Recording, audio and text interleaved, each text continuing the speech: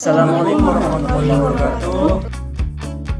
Nama saya Muhammad Rafli Aditya dengan NIM 0307193143. Kali ini kami akan membahas mengenai seputar memahami penggunaan teknologi informasi untuk keunggulan kompetitif. Nah, langsung saja kita mulai videonya. Check it out. Kenalkan, nama saya Citra Marinda Sitorus dengan NIM 0307191003 dari pemakalah kelompok 5 yang berjudul memahami penggunaan teknologi informasi untuk keunggulan kompetitif. Di sini saya sebagai pengatur pertama yang akan menjelaskan perusahaan dan lingkungan. Pengertian perusahaan atau BETRIP adalah suatu pengertian yang ekonomis yang banyak dipakai dalam Kitab Undang-Undang Hukum Dagang atau KUHD. Seseorang yang memiliki perusahaan disebut pengusaha. Rumusan pengertian perusahaan terdapat dalam Pasal 1 Undang-Undang Nomor 3 Tahun 1982 tentang Usaha Wajib Daftar Perusahaan. Dalam Pasal 1 huruf B Undang-Undang Nomor 3 Tahun 1982 tentang Usaha Wajib Daftar Perusahaan atau UWDP. Perusahaan adalah setiap bentuk usaha yang menjalankan jenis usaha yang bersifat secara terus-menerus dan didirikan, bekerja serta berkedudukan dalam wilayah negara Indonesia, tujuannya untuk memperoleh keuntungan dan laba. Menurut R.M. Gatot P. Sumartono 1991 mengutip pendapat para pakar sebagai berikut. Secara umum, lingkungan diartikan sebagai segala benda, keadaan dan pengaruh yang terdapat dalam ruangan yang kita tempati dan mempengaruhi hal yang hidup, termasuk kehidupan manusia. Batas ruang lingkungan menurut pengertian bisa sangat luas, namun praktisnya dibatasi ruang lingkungan dengan faktor-faktor yang dipengaruhi oleh manusia seperti faktor alam, faktor ekonomi, faktor sosial, dan faktor lainnya. Sekian dari saya. Saya Sukrania Sibuan dengan NIM 0307191017. Di sini saya sebagai pemateri kedua, yaitu keunggulan kompetitif. Menurut Porter dalam Darmanto menjelaskan bahwa keunggulan kompetitif atau competitive advantage adalah kapabilitas yang dimiliki oleh suatu usaha atau bisnis dalam strategi mendapatkan laba yang lebih banyak dibandingkan pesaingnya dalam industri sejenis. Adapun keunggulan kompetitif yang kuat memiliki 6 karakteristik. Yang pertama, keunggulan kompetitif yang berdasarkan pada keinginan serta kebutuhan pelanggan. Yang kedua, keunggulan kompetitif memberikan kontribusi terhadap keberlangsungan bisnis. Yang ketiga, keunggulan kompetitif dapat menempatkan sumber daya perusahaan yang unik dalam kesempatan yang ada. Yang keempat, keunggulan kompetitif itu tahan lama dan sulit ditiru oleh pesaingnya. Yang kelima, keunggulan kompetitif dapat menghasilkan dasar untuk pembenahan di masa mendatang.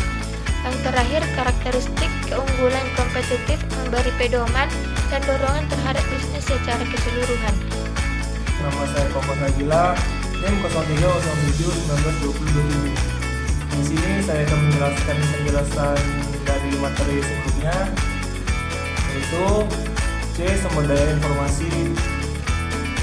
Menurut Perdani, bahwa sumber daya informasi tidak hanya sekedar data dan informasi, melainkan mencakup pula perangkat keras, perangkat lunak, para spesialis informasi, dan para pemakai informasi. Dari sumber daya informasi ini terdiri dari 5 bagian. Yang pertama, 1. Perangkat keras komputer. Sumber daya perangkat keras komputer ini meliputi seluruh perangkat fisik dan bahan-bahan yang berkaitan dengan pengolahan informasi. Contohnya seperti mesin, komputer, dan peralatan lainnya. Yang kedua ada perangkat lunak komputer. Sumber daya perangkat lunak komputer juga termasuk seluruh perangkat perintah pengolahan informasi yang dioperasikan dengan yang namanya program. Selanjutnya yang ketiga, sumber daya manusia atau pemakai adalah orang-orang yang menggunakan sistem informasi atau informasi yang dihasilkan. Yang keempat, ada sumber daya data atau database. Data atau database merupakan sumber daya organisasi yang berharga.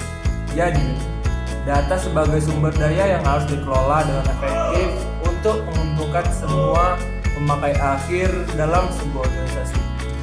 Dan yang ketiga ada sumber daya jaringan. Konsep dari sumber daya jaringan ini menekankan bahwa jaringan komunikasi merupakan bagian sumber daya yang berdasar dari seluruh sistem informasi. Cukup sampai sini saja yang bisa saya sampaikan. Terima kasih. Perkenalkan, nama saya Muhammad Rafli Aditya dengan NIM 0307193143. Selanjutnya yaitu D. Pengelolaan sumber daya informasi. Unit khusus yang menangani jasa informasi ataupun sumber daya informasi disebut sebagai layanan informasi ataupun jasa informasi. Nah, jasa informasi ini berfungsi untuk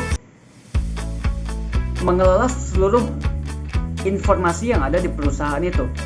Jadi pusat informasi yang ada di perusahaan itu dipegang oleh mereka. Dan tidak hanya itu, jikalau ada konsumen mereka yang mempunyai trouble ataupun masalah, maka diarahkan ke jasa informasi ini ataupun pusat pelayanan informasi. Atau kita sebut juga sebagai call center mereka, call centernya mereka. Seperti halnya IndiHome, ketika ada gangguan koneksi internet ataupun jaringan mereka sedang bermasalah, maka kita segera melapor ke pihak call center mereka ataupun pusat pelayanan informasi mereka untuk mengatasi masalah yang akan kita hadapi, gitu. Jadi mereka memberikan informasi terkait permasalahan yang kita hadapin untuk bisa wifi kita ataupun jaringan kita bisa dipakai kembali. Nah, jadi kurang lebih seperti itu terkait jasa informasi.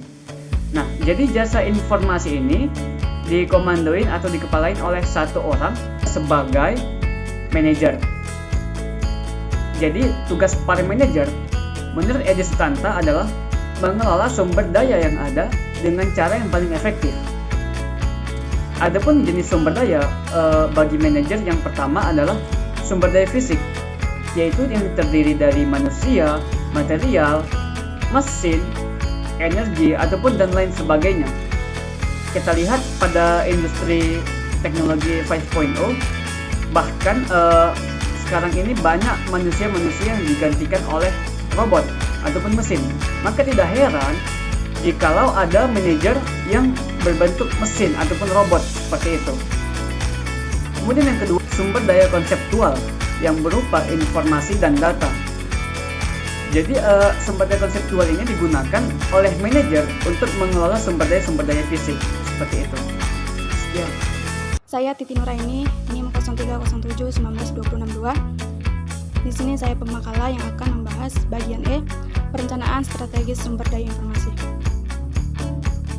Perencanaan strategis ini merupakan rencana jangka panjang yang bersifat menyeluruh, yang memberikan rumusan arah organisasi atau perusahaan, serta prosedur pengalokasian sumber daya untuk mencapai tujuan selama jangka waktu tertentu dalam berbagai kemungkinan keadaan lingkungannya. Dan secara ringkasnya, perencanaan strategis ini dapat dikatakan sebagai proses perencanaan jangka panjang yang disusun dan digunakan untuk menentukan serta mencapai tujuan-tujuan organisasi tersebut. Hasil dari perencanaan strategis ini berupa dokumen yang dinamakan Strategic Plan yang berisi informasi tentang program-program beberapa tahun yang akan datang. Dan isi rencana strategis sumber daya informasi yaitu yang pertama, adanya tujuan-tujuan yang akan dicapai oleh tiap kategori dari sistem selama periode waktu yang dicakup dalam perencanaan. Yang kedua, sumber daya informasi yang diperlukan untuk mencapai tujuan-tujuan tersebut. Baiklah, selanjutnya saya akan menjelaskan bagian F, yaitu AUC sebagai masalah strategis. AUC atau End User Computing adalah sistem informasi yang berbasis komputer yang difungsikan sebagai pendukung aplikasi operasional dan manajer oleh end user. Tidak semua orang yang ikut serta dalam end user computing atau AUC mempunyai tingkat pengetahuan yang sama mengenai komputer. Adapun para pemakai akhir dapat dikelompokkan menjadi 4 golongan berdasarkan tingkat kemampuan tersebut, yaitu yang pertama, pemakai akhir tingkat menu atau menu level end user. Sebagian end user tidak mampu membuat perangkat lunak mereka sendiri, tetapi dapat berkomunikasi dengan perangkat lunak, jadi dengan menggunakan menu-menu seperti yang ditampilkan oleh perangkat lunak berbasis Windows dan Mac. Kemudian selanjutnya, pemakai akhir tingkat perintah atau command level end user. Sebagian end user memiliki kemampuan menggunakan perangkat lunak, jadi yang lebih dari sekedar memilih menu. Mereka dapat menggunakan bahasa perintah dari perangkat lunak untuk melaksanakan operasi aritmatika dan logika pada data. Kemudian yang ketiga, pemakai akhir tingkat programmer atau end user programmer. Sebagian end user dapat menggunakan bahasa-bahasa pemrograman seperti Basic, Pascal atau C++ dan dapat mengembangkan program-program yang disesuaikan dengan kebutuhan mereka sendiri. Dan yang keempat yaitu personil pendukung fungsional atau functional support personel. Di sejumlah perusahaan, para spesialis informasi adalah anggota dari unit-unit fungsional, bukannya unit desa informasi. Personal pendukung fungsional tersebut adalah spesialis informasi dalam arti sesungguhnya, tetapi mereka berdedikasi pada area pemakai tertentu dan melapor pada manajer fungsional mereka. Penerapan AUC memberikan manfaat sebagai berikut, yaitu yang pertama, mengurangi beban kerja para information specialist, dan yang kedua, mengurangi kesenjangan komunikasi antara user dan information specialist. Adapun akibat dari manfaat tersebut, dapat menghasilkan pengembangan sistem yang lebih baik dibandingkan jika spesialis informasi berusaha mengerjakan sebagian besar pekerjaan tersebut dengan sendiri. Sekian penjelasan dari saya. Saya Tri Fatima dengan NIM 0307191006. Di sini saya sebagai pemateri terakhir akan menjelaskan mengenai konsep manajemen sumber daya informasi. Adapun pengertian dari manajemen sumber daya informasi atau IRM, Information Research Management, adalah sebuah kegiatan yang diikuti oleh seluruh tingkatan manajer, baik manajer puncak, top manager, middle manager, atau manajer lini pertama, yang dimaksud untuk mengenali dan mengolah sumber daya informasi yang dibutuhkan, yang diperlukan untuk memenuhi kebutuhan informasi pemakai. Manajemen sumber daya informasi sendiri adalah sebuah konsep dari manajemen sistem informasi yang mengatur manajemen dan tugas fungsi sistem informasinya ke dalam 5 bentuk dimensi.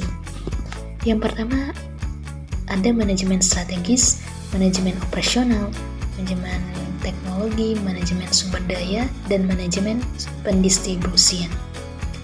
Manajemen strategis adalah teknologi informasi harus dikelola untuk memberikan perusahaan keuntungan yang strategis dalam persaingannya. Kemudian manajemen operasional, teknologi informasi dan sistem informasi dapat dikelola melalui susunan fungsi organisasi, baik berdasarkan caranya, fungsinya, maupun tingkatan kepemimpinannya.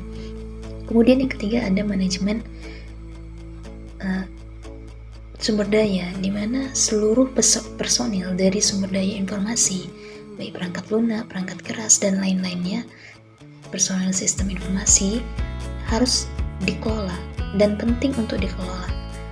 Kemudian ada namanya manajemen teknologi, seluruh teknologi yang fungsinya mengolah, menyimpan, dan mengkomunikasikan data dan informasi perusahaan secara menyeluruh harus dikelola sebagai sistem yang terintegrasi pada sumber daya organisasi. Kemudian ada yang namanya manajemen pendistribusian.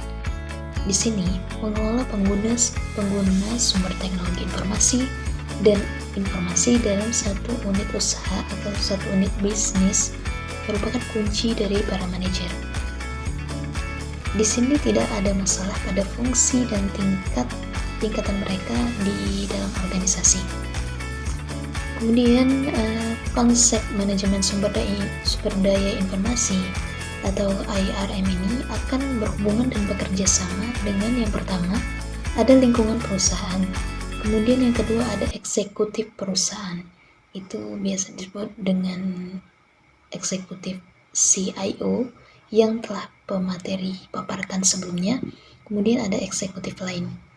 Selanjutnya akan berhubungan dan bekerja sama dengan area bisnis atau kawasan bisnis, di mana bisa berupa layanan informasi, keuangan, sumber daya manusia, manufaktur, atau pemasaran. Kemudian bisa bekerja sama dengan sumber daya informasi, berhubungan dengan sumber daya informasi, dan terakhir akan berhubungan dengan si pemakai. Demikianlah penjelasan dari saya. Lebih kurang saya mohon maaf. Terima kasih. Saya Tri Fatimah. Mohon undur diri. Wassalamualaikum warahmatullahi wabarakatuh.